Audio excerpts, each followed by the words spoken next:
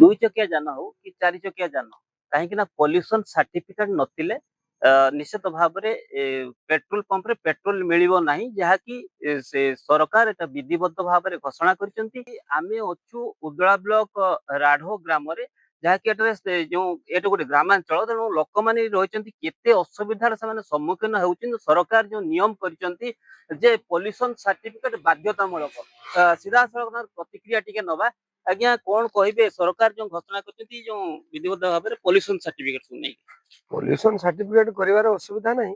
ଆମେ ଗାଁ ଗହଳିର ଲୋକ ଆଜ୍ଞା ଆମେ ଯେତେବେଳେ ପଲ୍ୟୁସନ କରିବା ପାଇଁ ଯାଉଛୁ ସେଠୁ ବିଭିନ୍ନ ପ୍ରକାର ଅସୁବିଧାର ସମ୍ମୁଖୀନ ହଉଛୁ। ଯେମିତିକି ସେଠି ପହଞ୍ଚିବା ବେଳକୁ ଆମ ଗାଡିର ରେଜିଷ୍ଟ୍ରେସନ ଯେତେବେଳେ ହେଇଥିଲା ସେତେବେଳେ ଆମର ମୋବାଇଲ ନମ୍ବର ଲିଙ୍କ ମଧ୍ୟ ଥିଲା, କିନ୍ତୁ ସେଠି ପହଞ୍ଚିଗଲା ପରେ ସେମାନେ କହୁଛନ୍ତି ଯେ ନା ନା ଆପଣଙ୍କର ମୋବାଇଲ ନମ୍ବର ଲିଙ୍କ ନାହିଁ। ଯୋଉଥିପାଇଁ କି ଆମେ ସେଠି ତ ଯୋଉ ଭିଡ ହଉଛି ଉଦଳାର ଗୋଟିଏ ମାତ୍ର ଜାଗା ଅଛି ଯୋଉଠିକି ବର୍ତ୍ତମାନ ପଲ୍ୟୁସନ ହଉଛି, ସାର୍ଟିଫିକେଟ ଦଉଛନ୍ତି ସେମାନେ। ସେ ସାର୍ଟିଫିକେଟ ଆମେ ଏଭେଲ କରିବା ପାଇଁ ଯିବା ବେଳକୁ ଲାଇନ ଧରିକି ଛିଡା ହେବା ପାଇଁ ପଡୁଛି। ଦେଟୁ ସେଠି ପଲ୍ୟୁସନ ସାର୍ଟିଫିକେଟ ଆମେ ପାଇଲା ବେଳକୁ ଯାଇକି ପହଞ୍ଚିଲା ବେଳକୁ ସିରିଏଲ ଆମର ପହଞ୍ଚିଲା ବେଳକୁ କହୁଛନ୍ତି ଯେ ଆପଣଙ୍କର ମୋବାଇଲ ନମ୍ବର ଲିଙ୍କ ନାହିଁ, ପୁଣି ସେଠୁ ଆମକୁ ଫେରିବା ପାଇଁ ପଡୁଛି। ନିଶ୍ଚିତ ଭାବରେ ଦେଖନ୍ତୁ ଯୋଉ ଗ୍ରାମାଞ୍ଚଳରେ ଗୋଟିଏ ପରିବାରରେ ପାଖାପାଖି ଆପଣ ଦେଖିବେ ଚାରି ଚକିଆ ଯାନ ହଉ ଏବଂ ଦୁଇ ଚକିଆ ଯାନ ହଉ ପାଖାପାଖି ଦୁଇ ତିନି ଚାରିଟି ରହିଥିବ। ତେବେ ଆମ ପାଖରେ ରହିଛନ୍ତି ଆଉ ଜଣେ ରହିଛନ୍ତି ଯାହାକି ମାନେ ଗାଡିର ଚାଳକ ରହିଛନ୍ତି ସେଟା ସବୁ ପ୍ରତିକ୍ରିୟା ନବା। ଆଜ୍ଞା ଯୋଉ ଗ୍ରାମାଞ୍ଚଳରେ କଣ ସୁବିଧା ଆକ୍ଚୁଆଲି କଲେ ଯାହାକି ଏଇ ଯୋଉ ପଲ୍ୟୁସନ ସାର୍ଟିଫିକେଟ ଲୋକମାନେ ସୁବିଧା ପାଇପାରିବେ? ଗ୍ରାମାଞ୍ଚଳକୁ ଗୋଟେ ଗାଡି ଆସିଲେ ହଉଛୁ ସେ ସୁବିଧା ହନ୍ତା।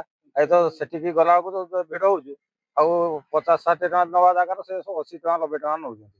କାଲି ମୁଁ କରିକି ଆଣିଛି 80 ଟଙ୍କା ଲେଖା ହଉଛି ନେଇଛନ୍ତି। ଲାଇନ ଧରିକି ଠିଆ ହେଇଥିବୁ, ଭିଡ ବହୁତ, ଲାଇନ ଧରିକି ଠିଆ ହେଇଥିବ ସେ ସଡ଼କ ପର୍ଯ୍ୟନ୍ତ ଲାଗୁଛି। କେତେ ସମୟ ଅପେକ୍ଷା କଲେ? 2 ଘଣ୍ଟା ଖଣ୍ଡେ ଅପେକ୍ଷା କରତେ ପଡିବ। ଆଉ କେତେ ଲୋକ ସେଠି ଅପେକ୍ଷା ଥିଲେ ତଥାପି ଆହୁରି 30-40 ଜଣ ଖଣ୍ଡେ ଥିଲେ। କଣ ସୁବିଧା ହେତେଳୁ ଭାବୁଛନ୍ତି କଲେ ବେଟର ହବ? ପଞ୍ଚାୟତ ୱାଇଜ କଲେ ଟିକେ ସୁବିଧା ହନ୍ତା। ଗୋଟେ ମାସ ଆଜ୍ଞା ସେଟା ସଫିସିଏଣ୍ଟ ବୋଲି ଭାବୁଛନ୍ତି କି? ସଫିସିଏଣ୍ଟ ବୋଲି ଭାବୁଛନ୍ତି ଗୋଟେ ମାସ?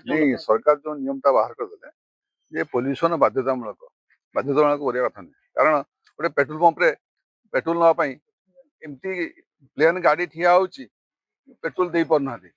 ପଲ୍ୟୁସନ ସାର୍ଟିଫିକେଟ ଚେକ୍ କରିକି ଗାଡିରେ ତେଲ ଦେବା ପାଇଁ କେତେ କଷ୍ଟ ହବ ପମ୍ପ ବାଲା ହିଁ ଜାଣିପାରିବ।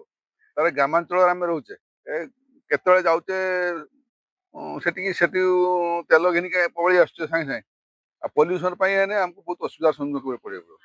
ତେଣୁ ଏଇଟାକୁ ବାଧ୍ୟତାମୂଳକ ନ କରି ସାଧାରଣ ଭାବରେ କରିବା ଦରକାର। ତେଲ ମିଳିବନି ବୋଲି ଯୋଉ କହୁଛନ୍ତି ପଲ୍ୟୁସନ ନ କଲେ କେମିତି କଣ କହିବେ? ତେଲ ନ ମିଳିଲେ ଆମେ ହଇରାଣ ହବୁ ଗ୍ରାମାଞ୍ଚଳ ଲୋକ, ଆଉ ଗାଡି ଚଲେଇକି ସାଇକେଲ ଚଲେଇବୁ ଉପରେ କଣ କରିବା? ଏଟା ତ ନିଶ୍ଚିତ ଭାବରେ ପ୍ରତ୍ୟେକ ଗ୍ରାମକୁ ଗୋଟେ ଲେଖା ଯଦି ଗାଡି ପଠାଯାଆନ୍ତା ପଲ୍ୟୁସନ ଗାଡି, ନିଶ୍ଚିତ ଭାବରେ ସମସ୍ତେ ଉପକୃତ ହୁଅନ୍ତେ।